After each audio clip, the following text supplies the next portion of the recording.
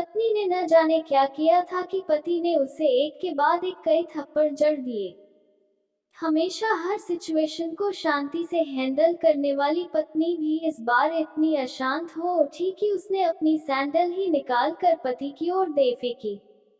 Sandal पति के बालों को छूते हुए निकल गई। ये किस्सा यहीं पर खत्म हो सकता था, मगर पति ने इसे अपनी मर्दानगी का विषय बना लिया और बात बात से बदतर होती चली गई। रिश्तेदारों ने भी आग में घी का काम किया। किसी ने कहा, जो औरत अपने पति को सैंडल से मार सकती है वो न ही तो वफादार हो सकती है और न ही पतिव्रता। ऐसी औरत परिवार ही नहीं पूरे समाज पर कलंक की तरह है। बीवी के पक्ष वाले कहा पीछे रहने वाले थे। किसी ने कहा 22वीं सदी में भी जो स्त्री के साथ मारपीट करते हैं उन्हें तो जेल भेज देना चाहिए। तो कोई कहता जरूर उसको कोई और पसंद आ गई होगी इसलिए अब पत्नी से मारपीट करने लगा है। बात कोर्ट तक पहुंच गई। दोनों पक्षों ने एक दूसरे के खिलाफ केस फाइल कर दिया। पति ने चरित्रहीन होने का तो पत्नी ने दहेज और शारीरिक उत्पीड़न का आरोप लगाया। 3 वर्षों से अधिक समय के लिए केस चला था। इन 3 वर्षों के दौरान दोनों पति पत्नी अलग अलग रहे थे। इन 3 वर्षों के दौरान दोनों पक्षों के समर्थकों की संख्या कम हो गई थी। पहले जहां दोनों पक्षों में समर्थकों का समूह होता था, अब गिने चुने लोग रह गए थे। पति और पत्नी दोनों की आर्थिक स्थिति भी इस समय के दौरान नीचे गिर चुकी थी। जिन्हें वो अपना शुभचिंतक समझ रहे थे, पैसों की बात आते ही उन्होंने भी अपना पलड़ा झाड़ लिया था।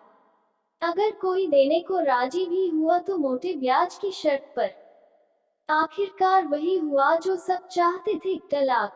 हर कोई खुश था, दोनों पक्षों के रिश्तेदार, उनके माता पिता और दोनों के वकील। लेकिन 5 साल की सुखद शादी और एक सुंदर बेटी होने के बाद मिले इस तलाक से पत्नी मूक थी और पति शांत। शायद ये एक इत्तेफाक ही था कि इस खुशी को मनाने के लिए दोनों पक्ष के लोग एक ही चाय की टपरी पर बैठे, आमने सामने। इत्तेफाक इसलिए क्योंकि ज्यादातर लोग जो एक दूसरे के विरोध पक्ष को सपोर्ट कर रहे थे वे एक दूसरे को अच्छे से जानते भी नहीं थे। पति पत्नी भी इन सभी से दूर एक दूसरे के सामने मेज पर बैठे। पत्नी ने पति से कहा, अब तो खुश होगे ना, तुम्हारे मन की जो हुई है, मुबारक हो। तुम भी तो आज जीत गई हो। मुझसे तलाक तो तुम्हें भी मिल गया है। Congratulations to you too. पति ने कहा, तलाक को तुम जीत का प्रतीक समझते हो? पत्नी ने पूछा। पति चुप रहा। थोड़ी देर की शांति के बाद पति ने कहा, मुझे तुम्हें 6 लाख रुपए अभी और हर महीने 9,000 देने का आदेश है। अभी मेरे पास पैसे नहीं है, इसलिए हमारा मतलब मेरा जो सिटी में फ्लैट है उसे तुम्हारे नाम कर देता हूँ। पत्नी बोली, लेकिन उस फ्लैट की कीमत तो 18 लाख की है। हाँ, लेकिन हमारी बेटी तुम्हारे साथ है और आगे जाके उसके खर्चे भी बढ़ेंगे, तुम्हें थोड़ी आसानी होगी। पति ने कहा, नहीं नहीं, मुझे सिर्फ 5 लाख ही देना और तुम हर महीने 9,000 तो देने ही वाले हो, मैं मैनेज कर लूंगी। अगर 6 लाख नहीं है तब भी कोई बात नहीं, पत्नी बोली। दोनों फिर से शांत हो गए। पति सोचने लगा, कितनी भोली और समझदार है ये औरत, जो कुछ समय पहले तक मेरी पत्नी थी और अब अनजान। ये वही है जो कम से कम खर्चे में घर चलाती और पैसे बचाकर मेरे जन्मदिन और बर्थडे पर हमेशा मेरे लिए नए कपड़े खरीद लाती। कभी बीमार भी हो जाती तो पैसे बचाने के लिए मुझे मालूम न होने देती और घरेलू नुस्खों से अपना इलाज कर लेती, मगर घर में कोई और बीमार होता तो तुरंत डॉक्टर के पास लेकर जाती। मेरी ही मति मारी गई थी। मैं ही अपनी झूठी मर्दानगी के चक्कर में इतनी बड़ी गलती कर बैठा। पत्नी के दिमाग में भी उथल पुथल चल रही थी। अभी भी वैसा का वैसा ही है, पहले भी खुद से ज्यादा हमारे बारे में सोचता था और अब भी वही कर रहा है। ये वही आदमी है जो मुझे एक्सीडेंट से बचाने के लिए खुद मोटरसाइकिल के आगे कूद पड़ा था और अपनी उंगली तुड़वा बैठा था। पता नहीं कौन सी मनहूस घड़ी में मैं झगड़ा कर बैठी। पति ने मौन तोड़ते हुए पूछा, अब तुम्हारे कमर का दर्द कैसा है? ज्यादा तकलीफ तो नहीं होती। पत्नी हल्का सा मुस्कुराए और बोली, अभी भी होता है, अब तो पेट में भी क्रैम्प्स उठते हैं। वो तो होगा ही, तुम योगा या कसरत भी तो नहीं करती हो।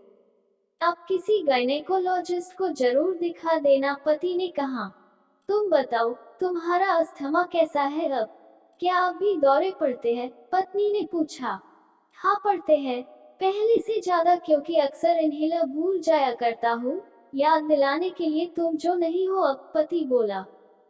पत्नी के आंखों में आंसू आ गए, वो बोली, तुम्हें मेरे चरित्र पर सवाल नहीं उठाने चाहिए थे, तो ये परिस्थिति आती ही नहीं। हाँ मैं जानता हूँ, तुम बहुत अच्छी हो, मुझसे गलती हो गई, बहुत बड़ी गलती। मैं लोगों के बहकावे में आ गया था, पति बोला। तुमने भी तो मुझ पर दहेज का इल्जाम लगाया था, वो बोला। गलत था, और इस बात का मुझे भी पछतावा हुआ, पत्नी ने कहा। पति कुछ कहना चाह रहा था लेकिन हिचकिचा रहा था। पत्नी ने पूछा, कुछ कहना चाहते हो? वो बोला, क्या सब पहले जैसा नहीं हो सकता? क्या मतलब? पत्नी बोली, मतलब कि हम फिर से पहले की तरह पति पत्नी बनकर, सच्चे दोस्त बनकर नहीं रह सकते। पति बोला, पर ये डाइवोर्स के पेपर दिखाते हुए पत्नी ने कहा। फाड़ देते हैं, पति ने अपने पास रखे डाइवोर्स के पेपर फाड़ते हुए कहा। पत्नी ने भी अपने पास रखे पेपर फाड़ दिए। सभी हैरान थे, वकील, रिश्तेदार और माँ बाप। पति पत्नी दोनों एक दूसरे के हाथ में हाथ पकड़े अपने घर की तरफ चले गए। दोस्तों, ये कहानी उन हर पति पत्नी के लिए बड़ी सीख है जो छोटी छोटी बातों पर लड़ते हैं और इन झगड़ों को बड़ा बना के अलग होने का डिसीजन लेते हैं। प्यार और झगड़ा तो एक सिक्के के दो पहलुओं की तरह है, दोनों को स्वीकार करना होगा, तभी ये पवित्र रिश्ता उसकी मंजिल तक पहुंच पाएगा। आशा करती हूँ कि यह कहानी आप लोगों को पसंद आई होगी। पसंद आई है तो कमेंट में जरूर बताएं। चैनल पर नए हैं तो चैनल को लाइक, शेयर, सब्सक्राइब करना ना भूलें।